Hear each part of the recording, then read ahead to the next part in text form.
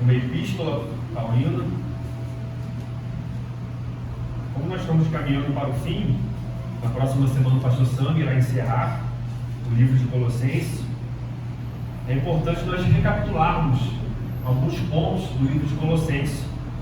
Nós vimos lá no capítulo 1, o apóstolo Paulo, apóstolo de Cristo Jesus, ele coloca as razões por ele ter escrito a epístola aos Colossenses. Nós vimos lá que a igreja em Colosso, ela tinha ouvido a palavra de Deus, o evangelho do Senhor Jesus Cristo, por meio de Epáfras. E Epáfras, a gente não sabe dizer em que momento, ele esteve com o apóstolo Paulo em Roma, estava preso em Roma, e ele então fez um relato sobre o que estava ocorrendo em Colossenses, que estava ocorrendo em Colossos com a igreja dos Colossenses.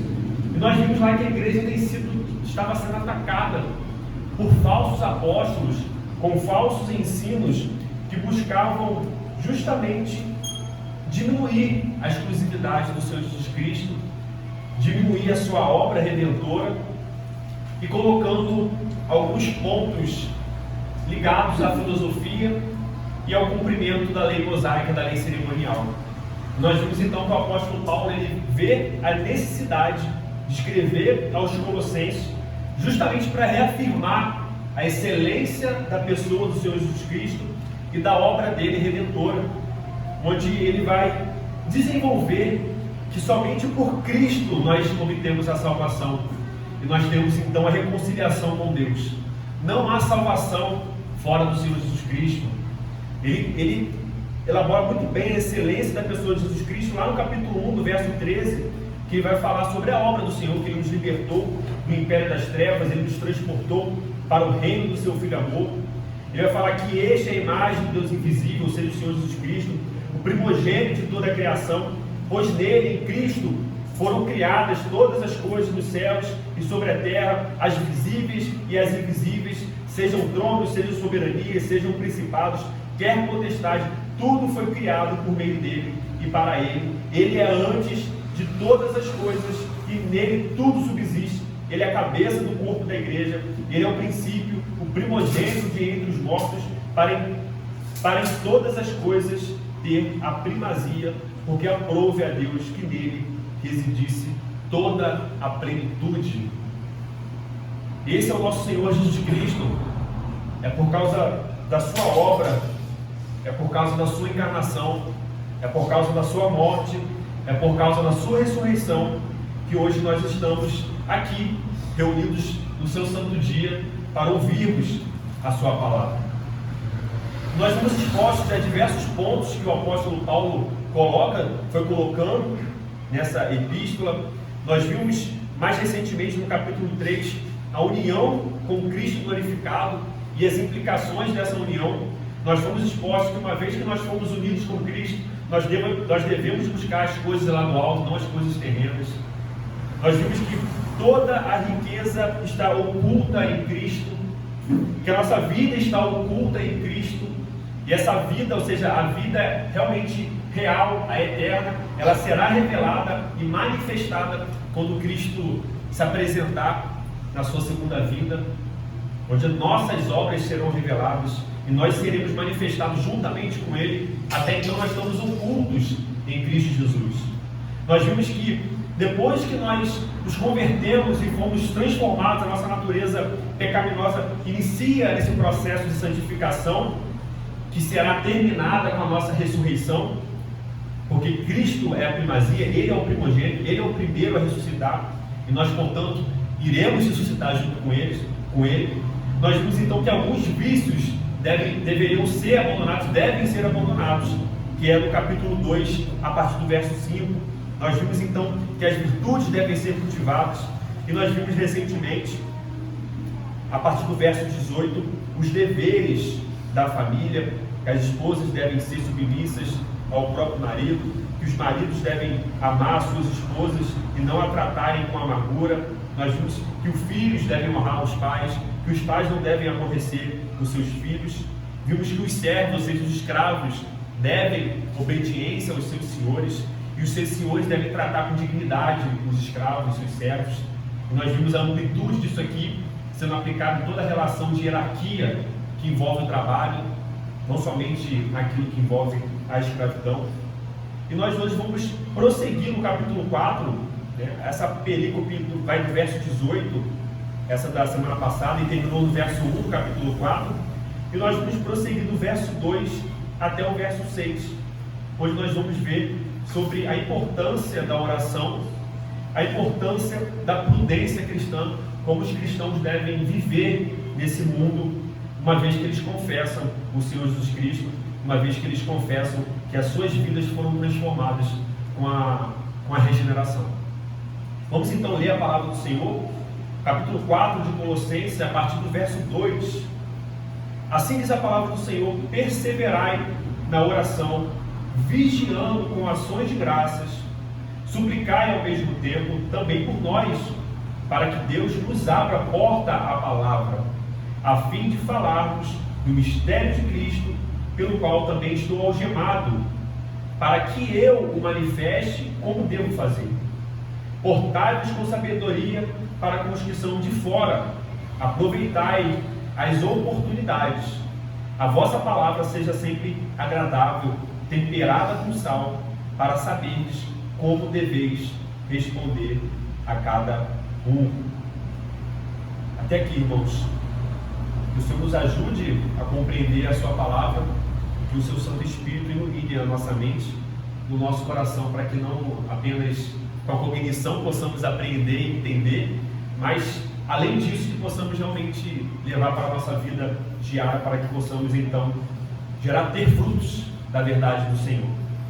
Então nós vimos aqui já no começo do verso 2, que o apóstolo Paulo chama, ele dá uma ordem aos colossenses para que eles viessem a perseverar na oração.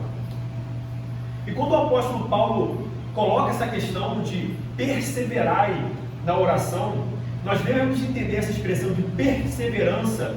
Quando ele fala perseverar na oração, ele está dizendo tanto no sentido de tenacidade, de resistência, ou seja, para que os colossenses prosseguissem firmes, orando ao Senhor, não desistissem da oração, eles tivessem tenacidade, resistência e força, como também nós podemos entender no sentido temporal, ou seja, que eles viessem a perseverar ao longo do tempo, que esse processo de oração, essa prática de oração não durasse apenas um curto período, mas que ela viesse a se perpetuar no tempo. O que o apóstolo Paulo está chamando aqui os colossenses é que eles viessem a ter uma vida de oração. E quando o apóstolo Paulo fala isso, ele tem em mente aquilo que ele já registrou em outro momento, de orar sem cessar. Orai sem cessar. E nesse momento que nós pensamos em oração, que nós vamos desenvolver um pouco aqui sobre o que é oração, e como devemos orar de acordo com aquilo que Cristo nos ensina nos Evangelhos, nós temos que ter em mente que a oração não é somente pedidos a Deus. Nós muitas vezes pecamos porque nós encaramos a oração não como um meio de graça, onde nós somos fortalecidos e edificados, e nós temos então comunhão e relacionamento com o nosso Deus, porque se por meio da palavra, da pregação e da leitura, o Senhor fala ao nosso coração, é por meio da oração que nós falamos com o nosso Deus. É aqui que se constrói um diálogo entre o Criador e a criatura, por meio do Espírito Santo, como nós vimos lá em Romanos capítulo 8, que é somente nós oramos somente como convém, porque o Espírito Santo intercede por nós com gemidos inexprimíveis. Se não fosse o Espírito atuando dentro de nós, a nossa oração não subiria a Deus de forma conveniente, por causa dos nossos pecados.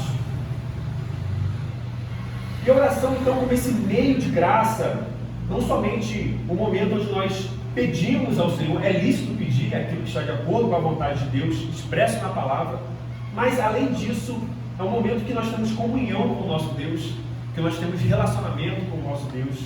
E o breve catecismo de Westminster, o nosso breve catecismo, na pergunta 98, ele vai responder à pergunta: o que é a oração?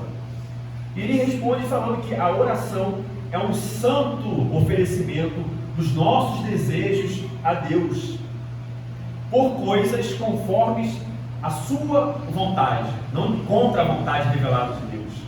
Em nome de Jesus Cristo, que é o nosso mediador, com a confissão dos nossos pecados, porque quando nós nos relacionamos com Ele, nós partimos do ponto que nós somos pecadores, devemos confessar os nossos pecados, e um agradecido e reconhecimento das suas misericórdias, que é o que nós vamos ver aqui quando Paulo fala das ações de graça que devem acompanhar a oração.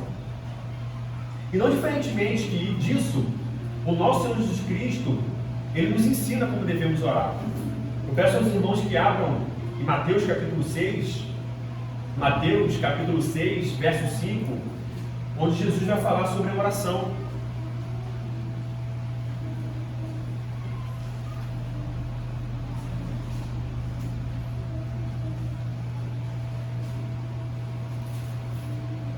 Mateus 6, a partir do verso 5, Jesus fala sobre a oração e ele prossegue dizendo: enquanto orardes, não sereis como os hipócritas, porque gostam de orar em pé nas sinagogas e nos cantos das praças, para serem vistos dos homens. Em verdade vos digo que eles já receberam a recompensa.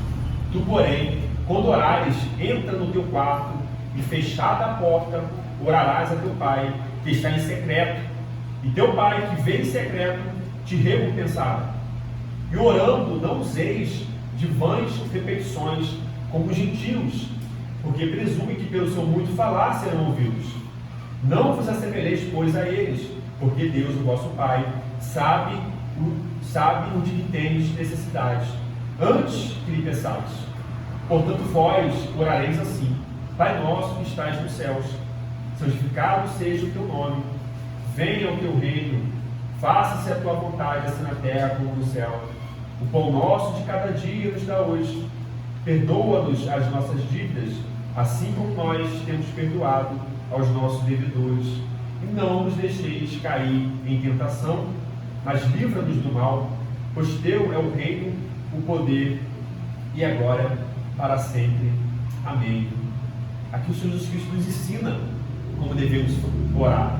Nós fomos expostos aqui ao Pai Nosso. Nós vimos que o Pai Nosso, ele não deve ser entendido como algo de vã repetição, mas são princípios que estão expressos aqui, que nós tivemos uma oportunidade para estudar, porque são estudos longos que envolvem o Pai Nosso, mas só para nós destacarmos aqui, porque o Senhor Jesus Cristo fala que nós não devemos usar de vãs repetições, e muitos acabam interpretando que o Pai Nosso acaba sendo uma oração repetida, sem entender a profundidade que há ali e esses princípios de oração que estão expressos, que envolvem confissão de pecado, que envolve graças a Deus pelo alimento, pela provisão, que expressa a submissão ao senhorio de Deus, do Deus triuno. Então existe todo um princípio por trás do Pai Nosso. E uma vez que nós vimos então o que é oração, como devemos orar, não como os hipócritas fariseus nas praças, no templo, fazendo muito barulho para ser reconhecido como aquele homem que é justo, o homem que é santo, mas muito pelo contrário, nós devemos entrar no nosso quarto e orar em secreto com o nosso Deus, e Ele nos recompensará. O apóstolo Paulo, ele vem e acompanha que, além de perseverar na oração, uma outra coisa que deve vir acompanhada da oração é a vigilância. O apóstolo fala: perseverai na oração, vigiando com ações de graça. Se devemos, por um lado, perseverar na oração, por outro, a oração deve ser acompanhada de vigilância e deve ser acompanhada de ações de graça. Nós devemos vigiar, o apóstolo Paulo ressalta essa importância da vigilância.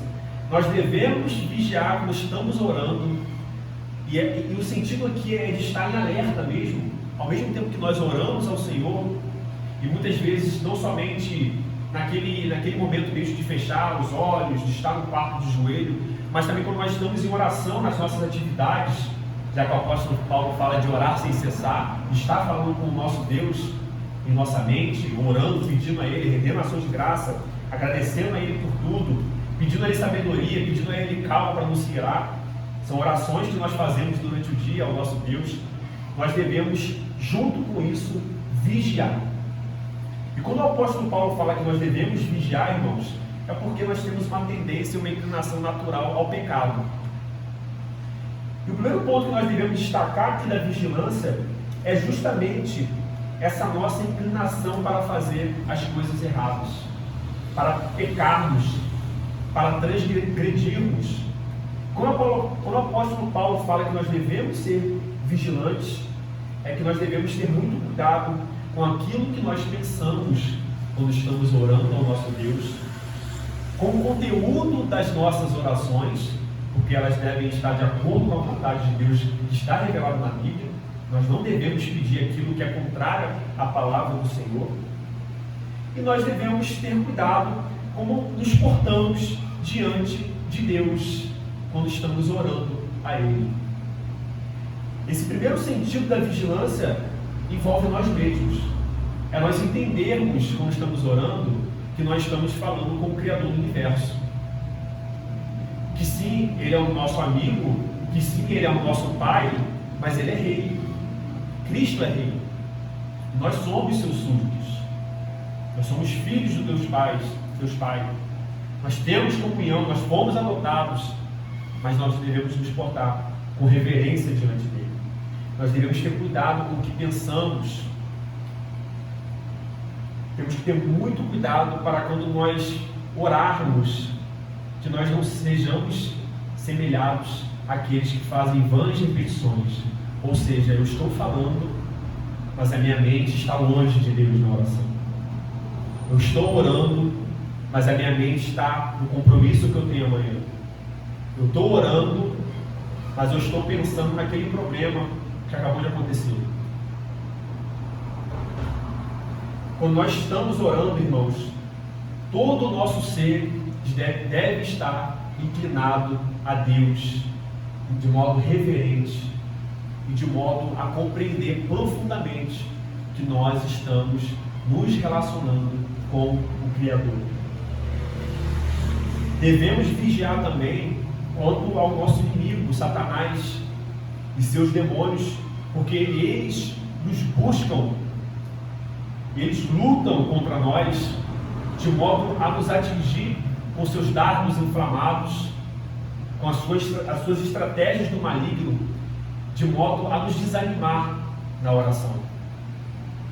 Se o apóstolo Paulo fala que nós devemos perseverar, ou seja, resistir durante longo tempo, sem cessar orando, por outro, nós temos que Satanás e o nosso pecado luta para que nós não perseveremos, para que nós venhamos a desanimar nesse processo de oração, para que nós nos afundemos em nossos pecados, de modo que, por conta da vergonha, nós não nos achegamos a Deus. E nós acabamos por nos comportar como Adão, que quando pecou, ao invés de confessar o seu pecado e buscar o perdão de Deus, achou que pudesse se esconder atrás de uma árvore.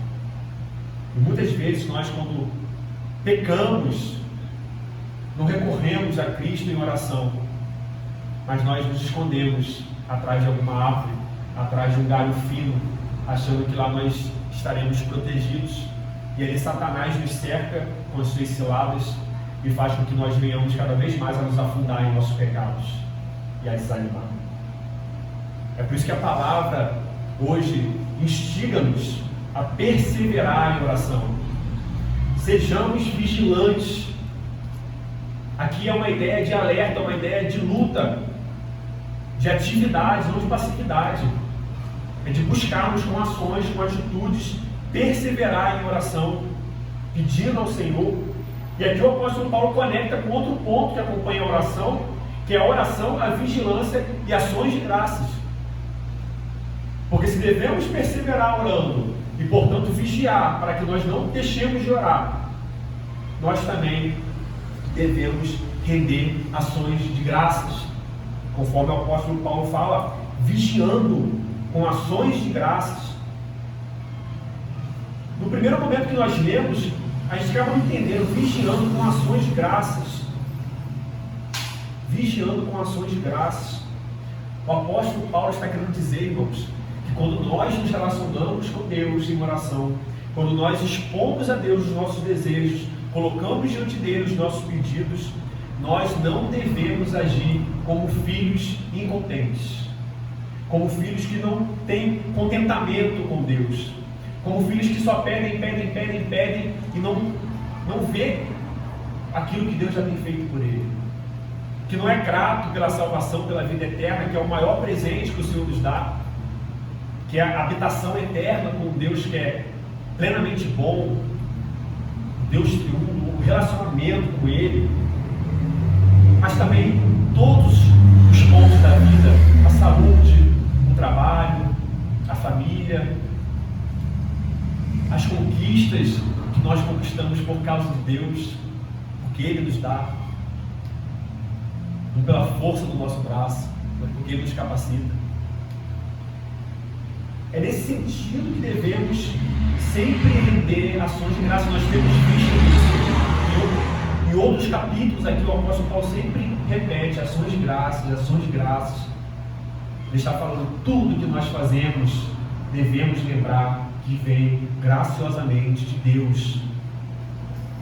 Que não venhamos a ser filhos ingratos, que pedem sem gratidão a Deus, filhos egoístas, que olham somente para o seu próprio umbigo, que não se preocupam com o reino de Deus, que nós vamos ver que o Paulo se preocupa, que não se preocupa com a vida do próximo, porque recebe um pedido de oração e não ora pelo próximo. Que venhamos então render ações de graça a esse Deus, junto com a vigilância e perseverando em oração. E que possamos, irmãos, sempre quando estivermos em oração ao nosso Senhor, pedindo a Ele, afirmar sempre aquilo que o Senhor Jesus Cristo nos instrui, inclusive no Pai Nosso. Que seja feita a Tua vontade, Deus, que é sempre boa, é sempre perfeita e é sempre agradável. Mesmo que isso signifique que os nossos pedidos não serão atendidos. Mas o Senhor sabe mais do que nós aquilo que é melhor para cada um de nós. E o apóstolo prossegue. No verso 3, depois de falar da perseverança na oração, ele conecta: suplicai ao mesmo tempo também por nós, o apóstolo, para que Deus nos abra a porta à palavra, a fim de falarmos do mistério de Cristo, pelo qual também estou algemado. O apóstolo Paulo, ele entende a importância da oração de tal modo, essa importância de tal modo que o apóstolo Paulo, o apóstolo de Cristo, aquele que tem autoridade, aquele por quem milagres e maravilhas foram feitos, esse apóstolo, ele demonstra publicamente a sua dependência da oração dos irmãos. O apóstolo Paulo demonstra que ele depende também das orações dos irmãos. Mesmo ele estando preso em Roma, nós vimos isso no início do livro, que ele está preso em Roma por causa do Evangelho de Jesus Cristo. Ele não ora por sua liberdade. Nós não vemos aqui o apóstolo Paulo pedindo: ore por mim para que eu seja colocado em liberdade. Nós não vemos isso aqui. O apóstolo Paulo não está pedindo isso aqui. O que o apóstolo Paulo pede que os colossenses venham a orar? Qual é o conteúdo do pedido do apóstolo Paulo? É para que Deus abra a porta à palavra, a fim de falarmos do mistério de Cristo, pelo qual eu também estou algemado. Esse é o pedido do apóstolo Paulo. Ele não está pedindo por liberdade. E é interessante aqui que ele usa uma metáfora, porque quando ele fala que Deus nos abre a porta à palavra, o sentido aqui, irmãos, dessa metáfora que o apóstolo Paulo está afirmando, é que Deus abra a boca deles para que eles possam falar dos mistérios de Cristo, ou seja, leia-se aqui, da pregação do Evangelho. O apóstolo Paulo entende que se Deus não abrir a boca dos seus filhos, dos seus apóstolos e de cada um de nós não podemos pregar o Evangelho. Mateus 10, verso 19, Cristo fala: e quando vos entregarem, não cuideis em como ou o que haveis de falar, porque naquela hora vos será concedido o que haveis de dizer, visto que não sois vós que falais, mas o Espírito do vosso Pai é que fala em vós. O apóstolo tem bem claro isso, que por mais que ele tenha o dever de falar e de pregar, como cada um de nós temos de compartilhar o Evangelho de Cristo, tanto que ele fala no verso 4, para que eu o manifeste, ou seja, manifeste Cristo, o mistério de Cristo, como devo fazer.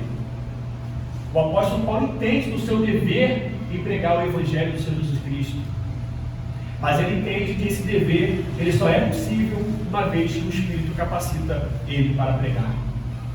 E aqui também nos capacite para anunciar o Evangelho.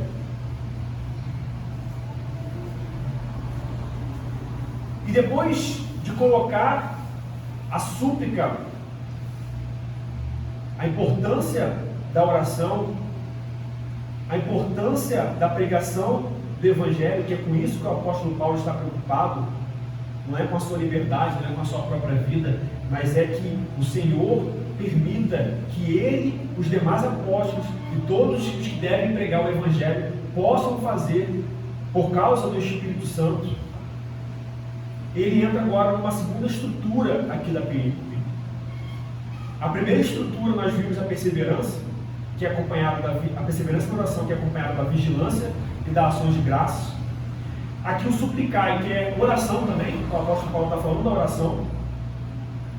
Agora nós vamos ver em relação a como os crentes devem se portar. Nós já vimos isso aqui no capítulo 3, por conta da união com Cristo, a consequência dessa união, os frutos dessa união, que são os vícios devem ser abandonados, as virtudes devem ser cultivadas, os deveres da família devem ser praticados.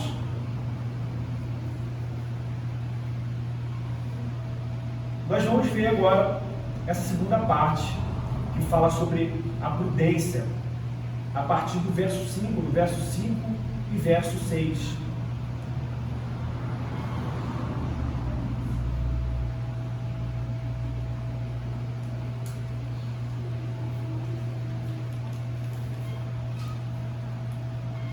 E aqui quando o apóstolo Paulo coloca sobre como nós devemos nos comportar, essa expressão aqui, portai-vos, ou seja, como deve ser o comportamento de vocês. Ele fala que deve ser com sabedoria para com os de fora. Ele não toca aqui na família de Deus. Quando o apóstolo Paulo coloca com os de fora, portai-vos com sabedoria para com os que são de fora, nós devemos ter em mente aqui que isso é o antônimo, o oposto dos que são da família de Deus. O apóstolo Paulo, nesse momento, nessa parte da perícope, da carta, da epístola, ele está preocupado com o testemunho cristão. Ele está preocupado em como aqueles que foram unidos com Cristo, nós vimos lá no capítulo 3, devem se portar com os de fora. Nós podemos entender essa preocupação do apóstolo, principalmente de forma resumida. Tem uns aspectos que nós podemos desenvolver, mas nós não vamos desenvolver nesse momento, que podem ser resumidos aqui em 2 pontos. O primeiro ponto é que os cristãos devem ter cuidado em como eles se portam diante dos descrentes, ou seja, diante dos ímpios. E aqui é uma coisa muito grave, que é para que o seu modo de vida, ou seja, o seu comportamento, as suas falas, aquilo que ele ensina, aquilo que ele pronuncia, não venha servir de pedra de tropeço para a pregação do Evangelho aos ímpios. O apóstolo Paulo está afirmando que os cristãos não devem, por causa dos seus comportamentos inconvenientes, que não buscam a sabedoria cristã, agir de modo a ser obstáculo à conversão dos ímpios. Olha, mas se Deus quer salvar, o mau comportamento vai impedir esse Deus de salvar? Lógico que não. Uma coisa é uma coisa, outra coisa é outra coisa. Se Deus quer salvar alguém, você está sendo obstáculo disso, nós estamos sendo obstáculo para a salvação, o Senhor vai salvar. E nós vamos responder diante de Deus pelos nossos comportamentos.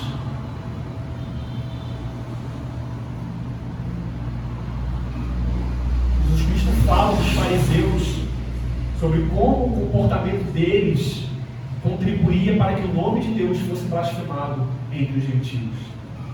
Essa é a ideia que o apóstolo Paulo está trazendo aqui. Que nós devemos agir com sabedoria, ter muito cuidado, para que nós estamos sendo vigiados o tempo todo, irmãos. Onde quer que nós estejamos inseridos, nós estamos sendo vigiados. A partir do momento que nós confessamos Cristo publicamente, as pessoas estão nos vigiando. Elas estão olhando para nós, elas estão ouvindo o que nós falamos, ou que nós deixamos de falar. E o segundo ponto é que os cristãos devem se atentar quando estão inseridos no ambiente junto com ímpios. E aqui em diversos ambientes, na escola, no trabalho, na faculdade. Quando o apóstolo Paulo coloca que nós devemos agir também com sabedoria nesse contexto, ele está querendo dizer que nós devemos ter muito cuidado e sermos muito sábios para que essa convivência no longo prazo não nos influencie de tal ponto que nós venhamos a ser profanos como eles. Ou seja, a nossa inclinação natural é para o pecado. A nossa inclinação natural é para a degeneração. É muito mais fácil se nós não vigiarmos, não pedirmos a Deus sabedoria, com o tempo nós começarmos a agir como os ímpios do que o contrário.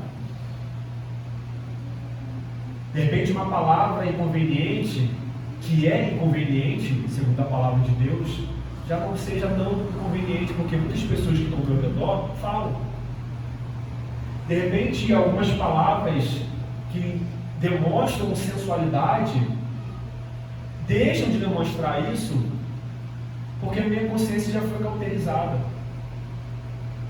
De repente, nudez que eu estou exposto na série que eu gosto, no filme que eu gosto, deixa de me incomodar, porque eu estou sendo exposto àquilo ao longo tempo. E a minha vida e o meu comportamento começa a ser profano como o dos ímpios. Porque eu recebo a palavra do Senhor aqui domingo, mas na segunda eu ligo na novela, na série, onde o nome de Deus é profanado, onde a lei de Deus é quebrada. E eu gasto meu tempo com isso.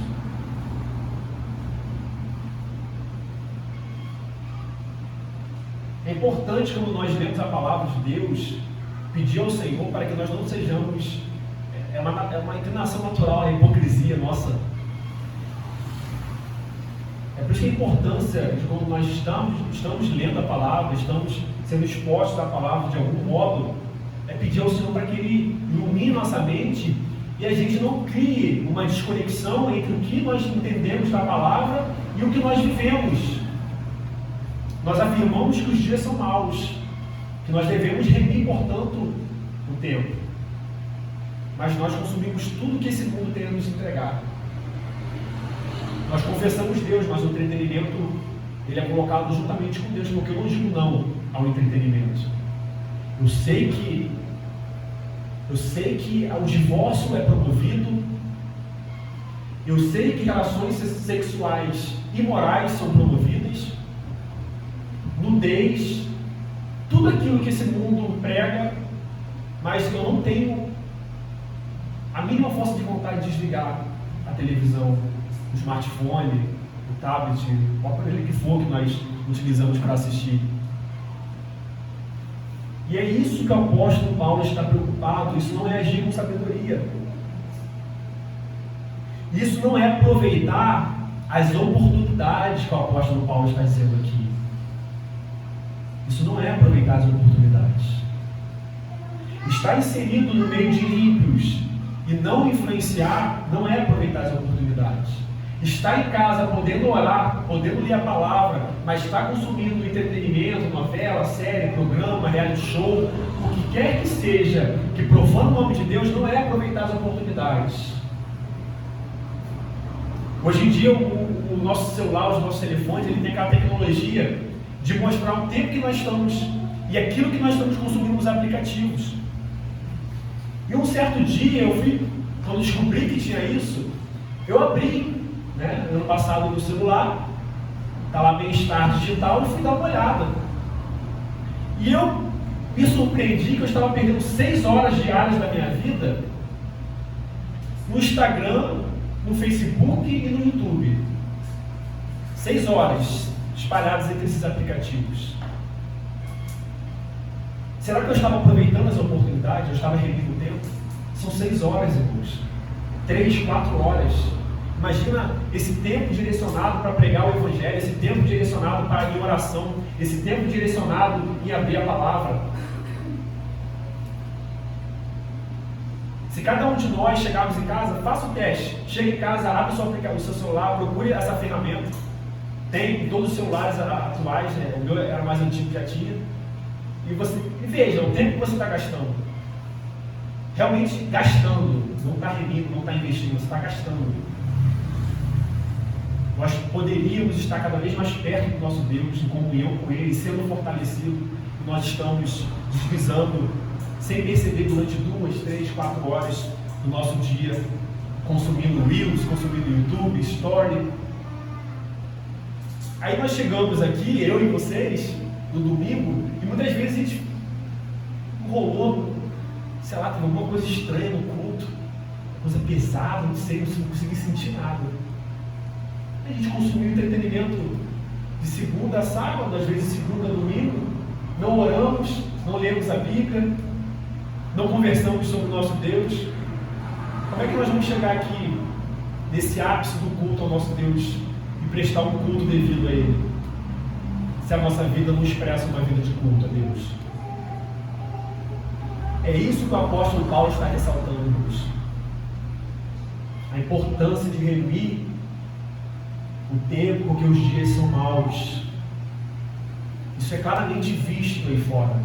É claramente visto nas redes sociais. É claramente visto no entretenimento. Os dias são maus. Nós conversamos sempre aqui pós-EBD, pós-culto, e sempre conversamos sobre a imoralidade que reina aí fora. Todos nós constatamos, dos novos aos mais velhos, que os dias são maus. Não basta constatar que os dias são maus. Nós devemos agir contra esses dias maus. É que o apóstolo Paulo fala: não vos conformeis com esse mundo, mas renovai-vos. Renovai-vos. A gente constata e fica por isso mesmo. Os dias são maus. Eu vou pro Reels, os dias são maus. Eu fico lá 3 horas no YouTube, os dias são maus. Eu ligo a série que eu gosto, os dias são maus. Leio o livro, vários livros, os dias são maus. Bíblia fechada, não tem oração em casa, mas os dias são maus. O Senhor vai falar, os dias são maus. Deus tem misericórdia de nós, porque daqui para frente, nossa, não sei nem o que vai ser dos nossos filhos. Mas a gente tem feito nada para crescer em instrução e poder ensinar os nossos filhos melhor, poupando eles de algumas aflições desse mundo. É esse ponto, irmãos, que o apóstolo está trabalhando. É isso que é aproveitar com sabedoria as oportunidades. E ele prossegue nesse sentido, no verso 6, que a vossa palavra, ou seja, aquilo que nós falamos, seja sempre agradável, temperada com sal, para saberes como deveis responder a cada um. Nós vimos no capítulo 3 que o apóstolo Paulo fala no sentido negativo em que nós não devemos falar. Nós não devemos utilizar da maledicência, que é a maldade na nossa língua. É a fofoca, é falar mal do outro, é reclamações, é murmurações. Essa é a maledicência. E o apóstolo fala também que nós não devemos falar com linguagem obscena. E se o apóstolo lá no capítulo 3 colocou que nós não devemos falar, aqui ele coloca o aspecto positivo, que nós devemos falar. Que a nossa palavra seja sempre agradável. E quando ele utiliza aqui temperada com sal, qual o propósito do sal? Não é temperar? Não é aguçar o sabor das coisas? Quando nós não colocamos sal no alimento, ele não fica insípido, insosso. O apóstolo Paulo está trazendo aqui que aquilo que nós falamos, ele deve ser agradável e ele deve ter efeitos. Não deve ser como algo insosso, mas algo que frutifica, algo que faça a diferença, algo que glorifique a Deus. É por isso que o que nós falamos devemos temperar com sal e ter sabedoria, porque para cada situação e para cada pessoa nós devemos utilizar de linguagens às vezes diferentes. De repente, na universidade, com um amigo universitário, você vai ser exigido um tipo de linguagem. Com uma outra pessoa, que não é do meio da academia, um outro tipo de linguagem. O apóstolo Paulo utiliza esse recurso para a pregação do Evangelho. Ele utiliza em Atenas, diante dos filósofos, estudiosos, citando os poetas romanos e gregos, como também ele fala para as pessoas incultas, de modo simples, que é o que ele vai afirmar lá em 1 Coríntios, que ele não utiliza da sabedoria humana para pregar o Evangelho, mas sim de Cristo e esse crucificado. Que o Senhor possa nos permitir agir com sabedoria, porque isso é muito difícil. É muito difícil a gente dominar a nossa língua para não falar mal do outro, para não murmurar, para não reclamar. É difícil. É difícil, é acordar nessa luta diária. A gente está sempre reclamando. Sempre reclamando.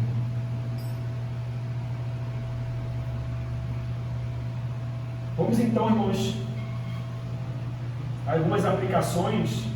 Nós já vimos aqui na exposição, mas para ressaltar, nós vimos então o primeiro ponto aqui, que é a importância da oração.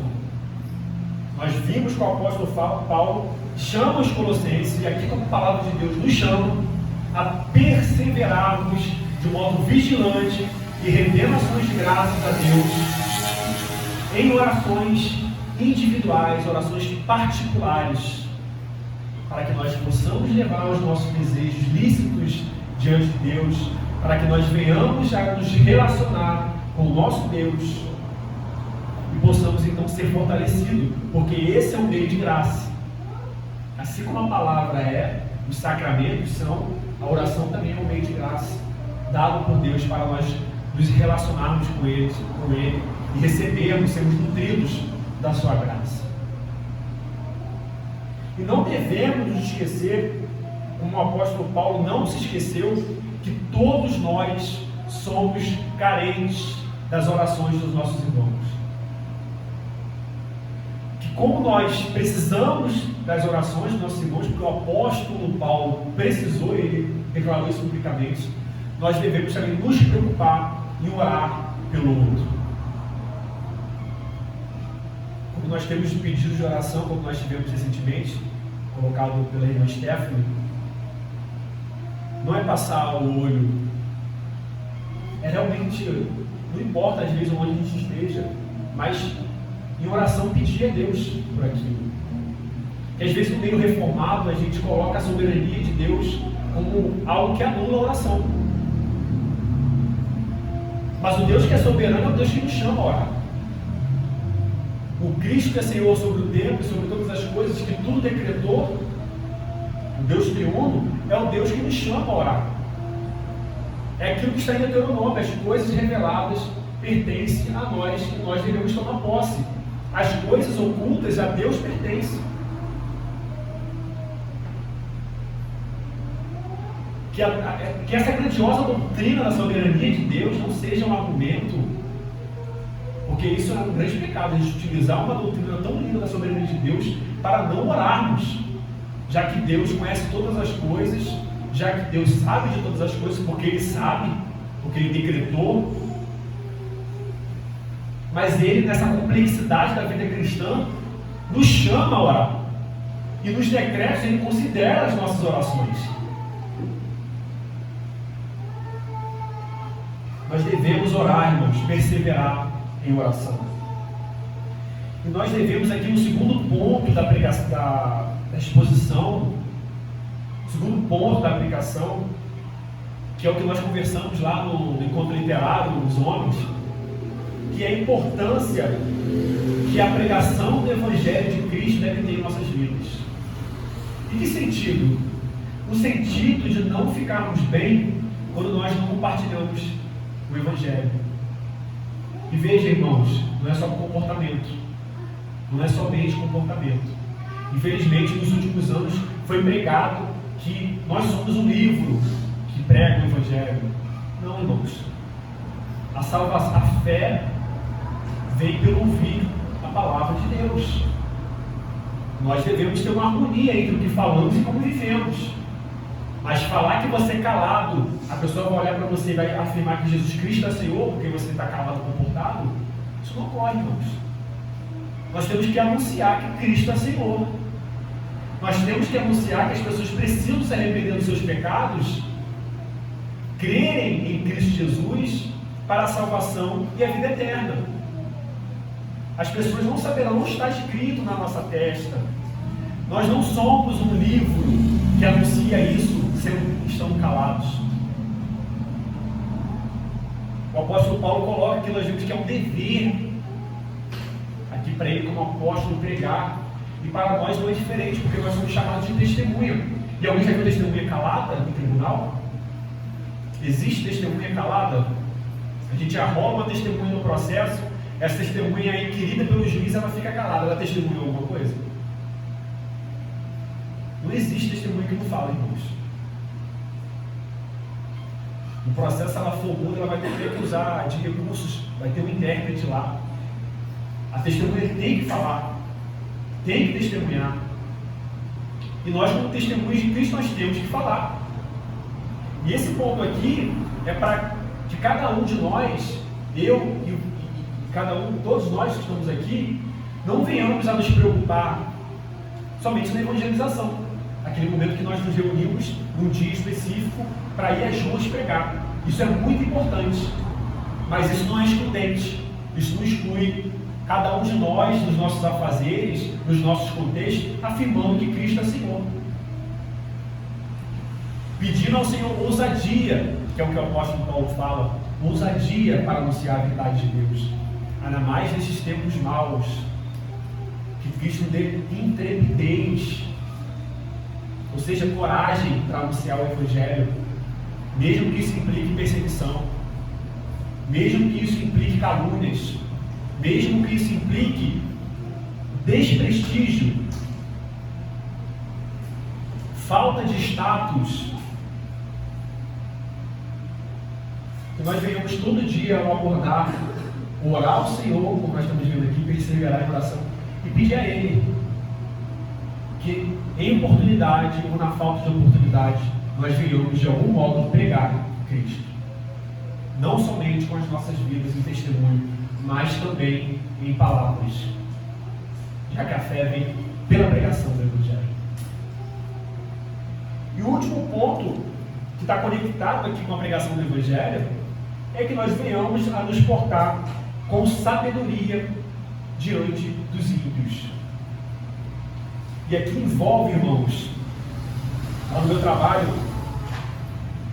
inevitavelmente vai tomar um café junto, almoçar. E quanto mais pessoas tem, mais o ambiente fica descontrolado. Mais as pessoas se sentem à vontade a falar coisas que não são convenientes. E é nesse momento que nós somos provados. Porque às vezes nós deveríamos repreender uma situação, mas por causa do status que nós queremos ter, a gente não repreende. Porque você está achado como um santarrão. Porque você está achado como um cara chato. Então, omissão é pecado. Omissão é pecado. Não fazer quando deveria fazer é pecado.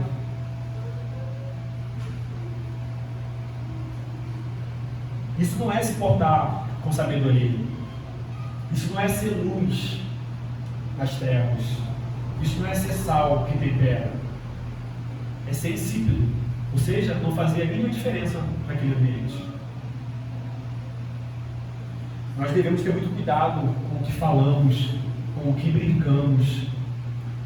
Porque Deus não brinca de ser Deus. Quando Ele nos dá a ordem que nós devemos ter sabedoria como falamos, quando Ele fala que nós não devemos utilizar de linguagem obscena, é porque esse Deus está falando que nós não devemos fazer tais coisas. E Ele irá nos cobrar, irmãos. Que nós não venhamos a brincar com esse Deus, não venhamos a brincar com o nosso Deus. O nosso Deus é um Deus pessoal. E terrível é cair na mão de um Deus irado. Terrível é cair na mão de um Deus irado.